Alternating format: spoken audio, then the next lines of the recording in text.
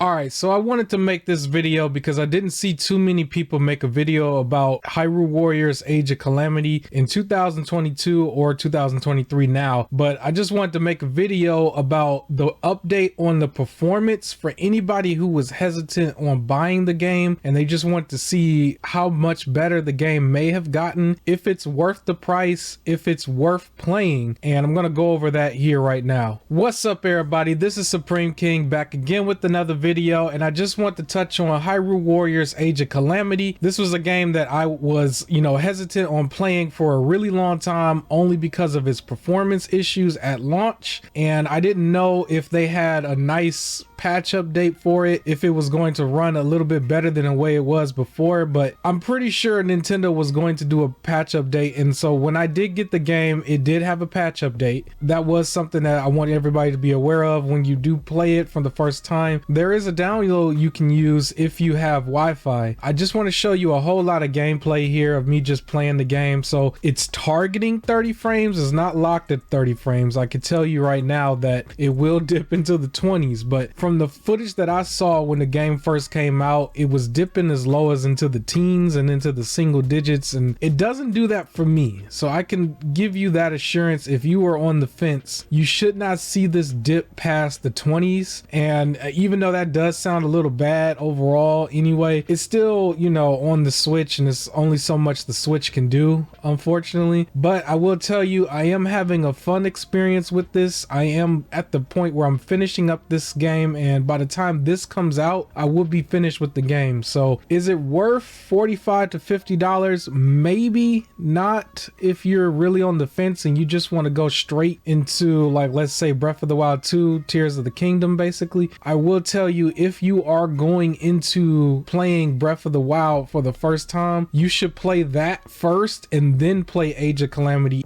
Age of Calamity spoils a few things on Breath of the Wild, a few things. It gives you like a backseat of some of the stuff you discover, but in Breath of the Wild, you want to discover those things first before fully seeing everything in Age of Calamity. Basically, the game is definitely still hack and slash heavy. I mean, from all the footage I'm going to show you, you're going to catch on to that right away. You're still going to deal with issues where characters fade in and out, NPCs basically fade in and out, pop in everywhere. The game is still a little rough, but it is a lot more playable than the way it was at launch. That was something that I was hesitant on. For performance, you're still looking subpar 30 frames, a little bit less than 30 frames some of the time, but everything is still going to be moving fast paced on the screen, and you're still going to be able to hack and slash through everything. I will say at normal difficulty, the game comes off very easy. There will be a lot of times where you notice people are just standing there, not even doing anything, not even attacking you. It's just, it is what it is. I think you might want to turn the difficulty up. I didn't. I just played it on normal, pretty much just trying to get through it, get ready for,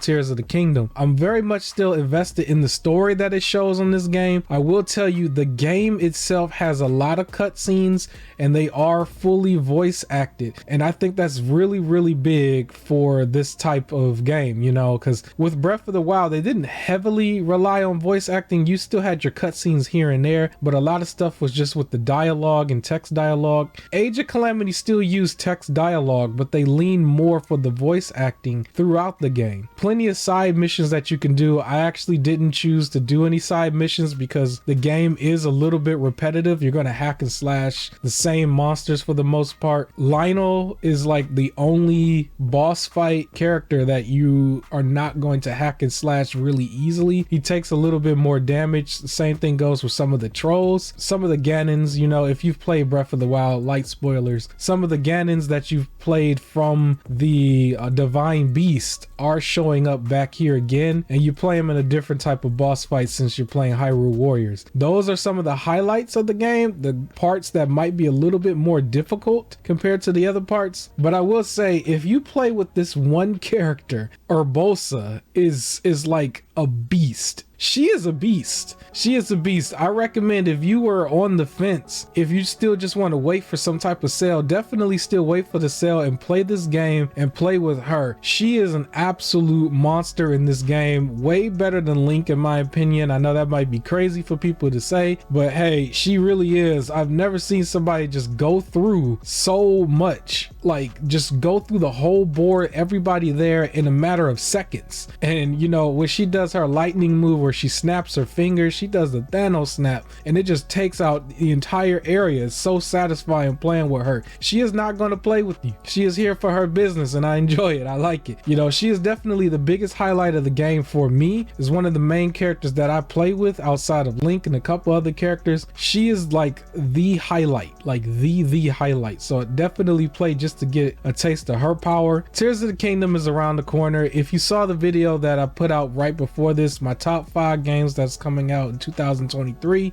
Tears of the Kingdom is in that list. I put it last because I was going to do this video afterwards, but Tears of the Kingdom, I believe that has the release date in May, and that's going to come by real quick. You know, that's like a little bit less than half a year from now, but it's still going to come by real quick, and I'll be there playing it probably day one. You know, Breath of the Wild is probably one of the best, you know, Switch or Wii U games, however you look at it, and I really liked it. It was very, very relaxing. Like if you just getting off work, you could put in a few hours in Breath of the Wild, have a little bit of an adventure, do some combat, and it's not as stressful as something like a Souls game, you know, or a horror game. So yeah, I'm very much invested into that. And for anybody who was on the fence, definitely play Age of Calamity. You can either play it this way. I think if you try to do emulation, you may still run into the day one version that's not going to be optimized obviously for PC. I would say, yeah, definitely just go ahead and play it on the Switch. I know there will be some performance issues there for people who did not want to go through that, but I will say it did get better. For anybody wondering, it does play better now than it did at launch. Some of those patches actually did work. I can't talk too much about the DLC because I didn't get the DLC. I'm only playing the main game for right now. That's really all I need for it. I don't know if I'm ever going to play the DLC because after this I want to move on to some other games. There was a lot of stuff in my backlog I wanted to play leading up to Tears of the Kingdom, as well as the other games that was in my top 5. But yes, this is still a game you should play. You will have some fun with it despite any of the performance issues with it not being a locked 30 frames. Other than that, that's all I got for you here. Leave a like on this video if you liked it, and other than that, I will catch you on the next video. Peace.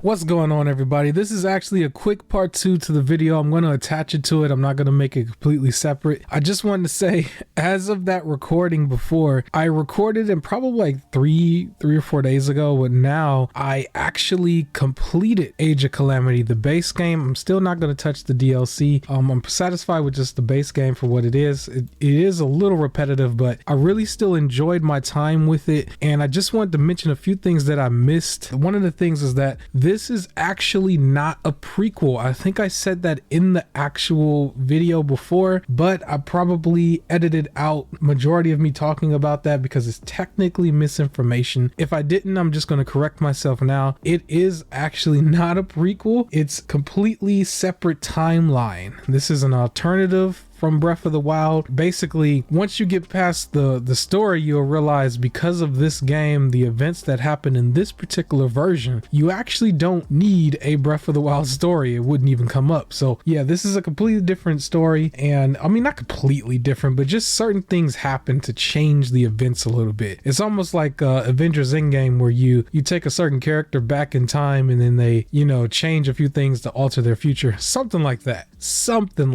But other than that, I still enjoyed the game. The game is still very fun. There is a couple of things I didn't mention about like characters in certain areas where you know, quote unquote, cleared the bad guys. The people that's on your side, they will literally just stand there in place And it was just so silly. It's like, yo, you realize we're at war and there's more war like 100 meters in this direction. Why don't you come over here with me? But no, but no, they would just stand in one place. And I thought that was kind of hilarious. But I guess that was still more of a memory issue with the game. You know, the Switch was very, very limited in its capacity of what it can do. And so Hyrule Warriors was bottlenecked because of that. You know, I think I did mention that characters do fade in and out too. That's another thing. But if you get past all of the gripes, you still have a relatively nice game for what it is. It's not 100% connected to the Breath of the Wild story. I do still recommend that you play this after Breath of the Wild 1 and before Tears of the Kingdom. So you still got plenty of time before Tears of the Kingdom comes out. There is one last thing I did want to mention for anybody that is brand new to Zelda games in general, Legend of Zelda games, and you wanted to start from the very beginning and play all of the Zelda games from start to finish for chronological order. What you want to do is start with the game Skyward Sword. And also, you know, you can Google the list of the chronological order. It starts with the certain games and then it splits into 3 different timelines and then it goes back into the Calamity stuff. But Skyward Sword has been remastered for the Switch. It also is out there through emulation for the Wii under like the Dolphin emulator. So there is multiple ways that you can play this, but at least that one is more of a modern release technically, where you can get your hands on it right now and you can start the Zelda games. And you know, you're going to still have to run around with some of the older systems or maybe emulation. Me, I'm going to do a dabble of both. But yeah, just so you know, that's what you would want to do. And yeah, so now I'm going to actually end this video. Thank you so much if you made it to the end.